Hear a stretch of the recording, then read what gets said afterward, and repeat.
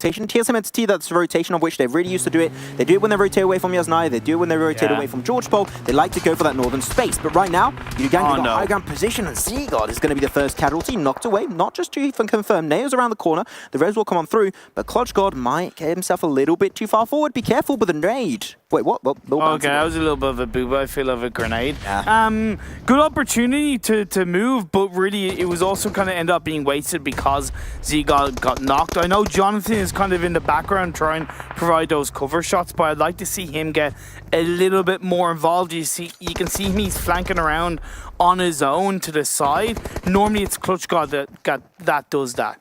Yeah, I think that also, I like the fact that YODOO are like pushing back a little bit because these are areas that are actually pretty hard to hold on to because you've got these different like plateau levels and it gives you a lot of hiding spots. It's pretty hard to respond, but another, I got so much action in the early stage. I'm loving this Imperium. Arcuthina having 2 members knocked away, B11 and G9. Oh, you don't want G9 to be knocked away, Imperium. That's a member you want to keep alive for as long as you possibly can. But Box Gaming, oh, that was a nice grenade from D2E onto Loki of Box Gaming. But Break gonna get himself closer. Another grenade. Man, Arcuthina getting absolutely battered by Box Gaming's grenades. Box Gaming went ahead of RQ. RQ made their way down Potato Hill.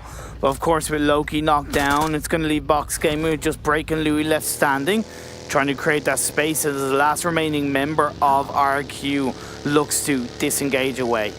Man, I mean, Box Gaming, like another huge statement going into this one. They just took a fight 4v4 versus one of the top damage dealers of the lobby, right? Top of the top killers in the lobby. Yeah. And just dominant performance once again. I'm really impressed to see this team like step it up on the final day like T1 also. True, but can you also be surprised when you've looked at the first 2 games, right? Because, you know, we can talk about what happened in the Super Weekends, but at the end of the day, coming into the finals, all the teams reset to 0. All the teams are starting from scratch, and Box Gaming have proved themselves in these first 2 games. Because I'm just trying to be a little bit wary. I don't want like have a YODOO gang kind of performance like first great games and then it kind of falls off. So I'm happy to see them consistent throughout the 3 first games, and it's just not like one great performance and it falls off completely. But talking about YODOO gang, still taking the fight versus TSMNT. They did move back quite a lot. They sent Fredo back into the compound with Jumper, and I think that's the more passive approach you want to see. TSMNT put himself pretty thinly on the side, and I think this fight, these 2 teams would like to avoid it, but like TSM, if they move away from this location, YODOO can just push on that, go for the backstab onto the fight in Rossok.